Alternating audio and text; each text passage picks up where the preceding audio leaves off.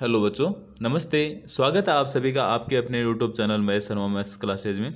जैसा कि आप सबको विदित है कि हम डेली शाम को 6 बजे कक्षा 8 की मैथ्स की वर्कबुक पढ़ते हैं और इसके अंदर अभी तक हमने 32 कार्यपत्रक पढ़ लिए हैं और आज हम पढ़ेंगे ओसीआर आधारित आकलन।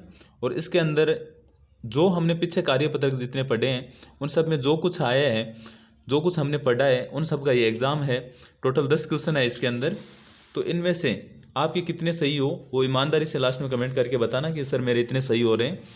तो इसमें आपको एक तो खुद का मूल्यांकन होगा कि आपने जो पीछे पढ़ा है वो आपकी समझ में आ रहा है या नहीं आ रहा। कहीं अगर कोई दिक्कत हो तो वैसे भी बता सकते हो।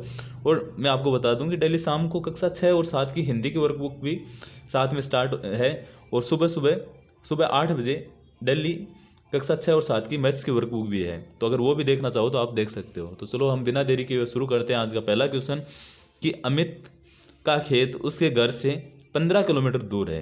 कितना? 15 किलोमीटर। तो उसे आने जाने में कुल कितनी दूरी तय करनी होगी?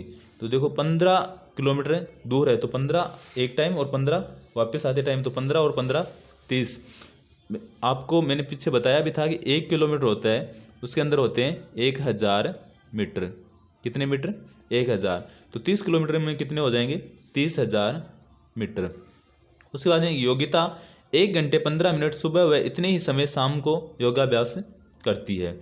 1 घंटे 15 मिनट सुबह और 1 घंटे 15 मिनट शाम को, तो यानी 2 घंटे 30 मिनट। तो उसका कुल अभ्यास का समय है 2 घंटे। 1 घंटे में मिनट होती है, 1 घंटे में 1 घंटा बराबर होती है 60 मिनट, जो कि मैंने आपको पहले भी बताया। तो 2 घंटे में हो गई 120 और 30 ऊपर है तो 250। सॉरी, 1 घंटे में 60 तो 2 घंटे में 120 और 30 जोड़ेंगे तो 150 मिनट। उसके बाद तीसरा क्वेश्चन है कि भावना की गाय सुबह 3 लीटर दूध देती है और शाम को 3 लीटर 500 मिली, तो दोनों समय में गाय कुल दूध। तो मैंने आपको पहले भी बताया था कि 1 लीटर होता है उसके अंदर होते हैं 1000 मिलीलीटर या ml। तो 3 लीटर सुबह 3 लीटर शाम को, यानी 6 लीटर। 6 लीटर में हो गए 6000 और 500 ऊपर है तो 6500 मिली। उसके बाद में एक तरबूज का वजन 3 किग्रा 750 ग्राम है, तो इसे ग्राम इकाई में लिखिए। मैंने आपको पीछे बताया है कि 1 किलोग्राम में सारा कुछ बता रखा है इसमें। बस अगर किसी ने नहीं देखा है पीछे कार्यपत्रक तो ज़रूर देख लेना। 1 किलोग्राम में कितने ग्राम हो जाएंगे? 1000 ग्राम। तो 3 किलोग्राम में 3000 और 750 ऊपर है तो क्या लिखेंगे? 3750 ग्राम। उसके बाद में तन्मय के पास 12,500 रुपये है। उसने 2500 रुपये की सिलाई मशीन तथा 8,000 रुपये की वॉशिंग मशीन खरीदी। तो बताइए उसके पास कितने रुपए है? उसने खर्च कितने कर दिए? 8 और 2 10,500 खर्च कर दिया। टोटल थे 12,500। तो 12,500 माइनस 10,000 करेंगे तो बचेंगे उसके पास 2,000 रुपये। उसके बाद में है कि भागफल के रूप में 45 प्राप्त करने के लिए 675 को किस संख्या से विभाजित किया जाना चाहिए? तो सीधी सी बात है कि अपने को जो 675 है, या तो आप कर सकते हो जो ऑप्शन में दे रखे हैं इनका भाग दोगे तो पता लग जाएगा कि भाई कितने आ रहे हैं, या फिर आप क्या कर सकते हो 675 के अंदर आप 45 का ही भाग दे दो। तो देखो 45 का भाग देंगे तो एक बार गया, 7 में से 5 गया तो कितने आ रहे हैं अपने पास? 2, और 6 में से 2 4 जाएंगे तो 2 और ये 5, और इसका 45 पंजे 225 होता है तो ये 0 घटाया तो किसका भाग दोगे आप? 15 का। ठीक है। से ये है कि 20,000, 20 को अंकों में लिखिए।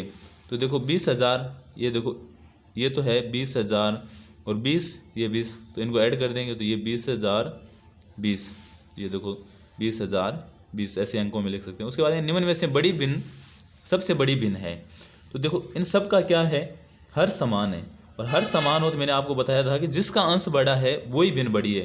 तो देखो यहाँ अंश 2 1 3 ये 5, तो ये भिन्न अपने आप बड़ी हो गई। उसके बाद निम्नलिखित में से 16 का कोई एक गुणनखंड है, यानी ऐसी कौन सी संख्या है इसमें जिसका 16 का भाग जाता है? तो देखो 4 का भाग 16 में जा रहा है तो ये होगा, 9 का नहीं जाता, 7 का भी नहीं जाता और 11 का भी नहीं जाता। और आज का अंतिम क्वेश्चन है कि निम्नलिखित संख्याओं में से कौन सी संख्या 9 से पूर्णतः विभाजित है? 9 से विभाज्यता का नियम मैंने आपको बताया था, तब मैंने बताया था कि अंकों का योग है उसमें 9 का भाग जाता है तो उसी संख्या में 9 का भाग जाएगा। तो चेक करते हैं। देखो 4 और 5 9, 9 और 6 कितने होते हैं? 9 और 6 15, और 15 और 7 22, और 22 में 9 का भाग नहीं जाता तो यानी ये तो नहीं होगी। उसके बाद 4 और 2 6, 6 और 5 11, 11 में भी 9 का नहीं जाता तो इसमें भी नहीं जाएगा। 5 और 4 9, 9 और 3 12, 12 और 6 18, और 18 में 9 का भाग जाता है, इसका मतलब इस संख्या में भी 9 का भाग जाएगा। चेक करने के लिए मैं आपको ये भी बता दूं, देखो इसमें भी नहीं जाएगा। 4 और 3 7, 7 और 6 13, 13 और 1 14, तो 14 में भी 9 का भाग नहीं जाता ना। तो सिर्फ ये एक संख्या है जिसके अंकों के योग में 9 का भाग जा रहा है, इसका मतलब ये संख्या 9 से विभाज्य है। ये था अपना OCR आधारित आकलन। इसमें 10 क्वेश्चन थे। आपके कितने सही हुए ईमानदारी से कमेंट करके बताना। आप सबको कैसा लगा ये भी बताना। अच्छा लगा हो तो लाइक करना। अगर चैनल को अभी तक सब्सक्राइब नहीं किया है तो जल्दी से सब्सक्राइब कर लो। Thank you.